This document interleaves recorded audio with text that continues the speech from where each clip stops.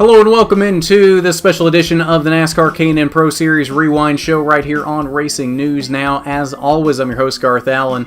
Thank you once again for joining me today. If this is your first time catching a Racing News Now video, consider going down below and hitting that subscribe button and ringing the bell for notifications so you don't miss a thing going forward from RNN. On this special edition of the K&N Rewind Show, if you caught this weekend's K&N Rewind Show on the Idaho 208, I mentioned we were trying to get an interview lined up with Hailie Deegan to talk about her win. We did finally get that lined up today. I'm sure at this point you have seen her on about every other media outlet imaginable. But in case you haven't, we have her here and we have her thoughts from this race. Exactly what she was thinking throughout the race, her thoughts on being the first female to win a NASCAR race, and so much more. So, without further ado, let's get into that. I do want to apologize first off for the video quality. It's not as great as I would like for it to be, but unfortunately, due to when we had to schedule this interview, it was done while I took a break from my day job. The internet wasn't the greatest, so it is what it is. The video quality is not to where I would like it to be, but I can't really do much about that. Either way, it's a phone interview, so the audio is what matters, and we have that, and let's go ahead and get into that interview right now. And we're now joined on the phone by winner of Saturday night's Idaho 208 for the K&N Pro Series, Hailie Deegan. Hailie, how are you today? I'm doing good. How are you? I'm not too bad. So talk us through your night on Saturday night. You only led one lap in that race, but it was the important one. I don't even think it was one. I honestly think it was just like one corner. Well, yeah, yeah. Honestly, that night it was crazy because the race, everyone was being so aggressive from early on. And I was like, oh man, I'm not going to have a car left for the end if I keep fighting with these guys early on. So I kind of just let everyone fight out and let the kind of guys crash out that were fighting a little too aggressive. And I fell back to 8th there for a while just because like these guys were like killing each other on the track. And I didn't want to wreck my car so I could have a car at the end because I knew we'd be fast at the end. And about halfway through the race, after I fell back to 7th, 8th place, I was like, okay, we got to flip the switch and go. And from that moment on, we went right back towards the front and we got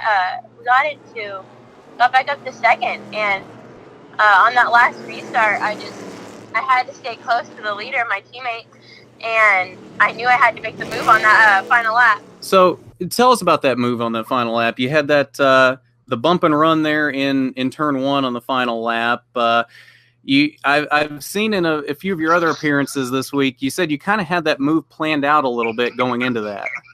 Yeah, I did. I knew for some reason that at some point when it came down to if I was going to win, it was going to come down where I was in 2nd because it's happened before.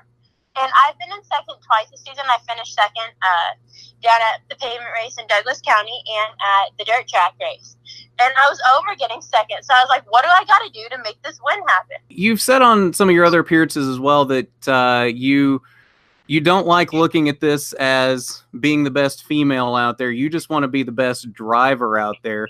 But you did make history in that sense of being the first female to win in NASCAR. So talk about what that means for you to make that kind of history.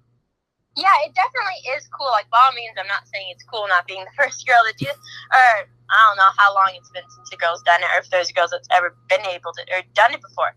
And especially in the NASCAR K&N series. So it definitely, by all means, is really cool. But in the end, I want to be so familiar and run up front so much that they don't see me as the girl who runs up front. They see me as that driver that goes in there and is one like hell of a good driver. How much motivation did losing at Las Vegas a couple weeks ago on the dirt give you for this race? I mean, that was one you weren't shy about saying you felt like you should have won that race.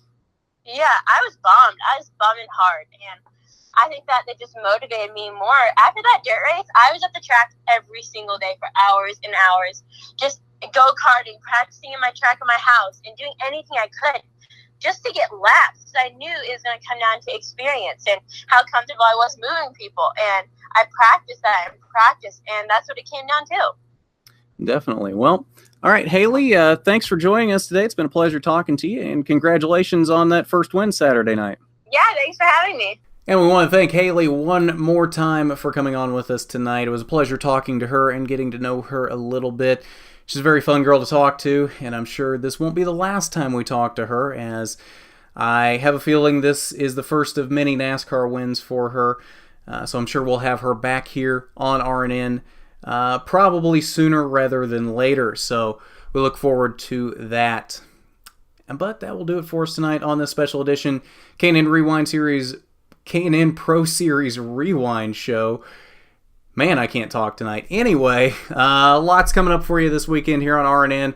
The NASCAR guys and girls will be at Dover this weekend at the Monster Mile. Xfinity Series Saturday, Cup Series on Sunday. We'll have rewind shows for both of those, as well as an ARCA rewind show for their race at Lucas Oil Raceway in Indianapolis. And of course, because it's an ARCA race, we will be there giving you live coverage from the track, talking to your favorite drivers, getting their thoughts on the day as they get ready to take on the penultimate race of the 2018 ARCA season.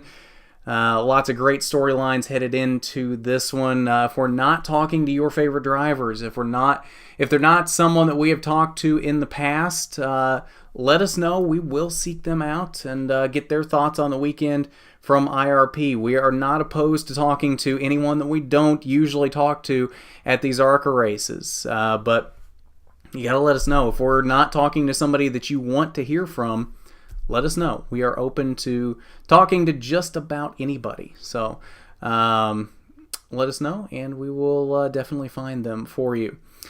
But that, I believe, is it for announcements for the weekend. So if you haven't done it already, you need to go down below, hit that subscribe button, ring the bell for notifications so you don't miss any of that going forward. We do have some added live coverage that I know 100% for sure is planned for Kansas Speedway for the ARCA race on October 19th. Can't announce that just yet, but you should see something going up scheduled here in the next week or two. Not sure exactly when I'm going to put up the schedule listing for that, but there will be something go up for a scheduled video the next few days, something that I think you'll be interested in at Kansas Speedway. So keep an eye out for that, and if you're not subscribed, you need to be, so you can see all that stuff live from the track, both at IRP and from Kansas. So hit that big thumbs up button if you like the video. It is much appreciated when you do. At that, this has been the K&N Pro Series Rewind Show Special Edition. I'm Garth Allen for Racing News Now.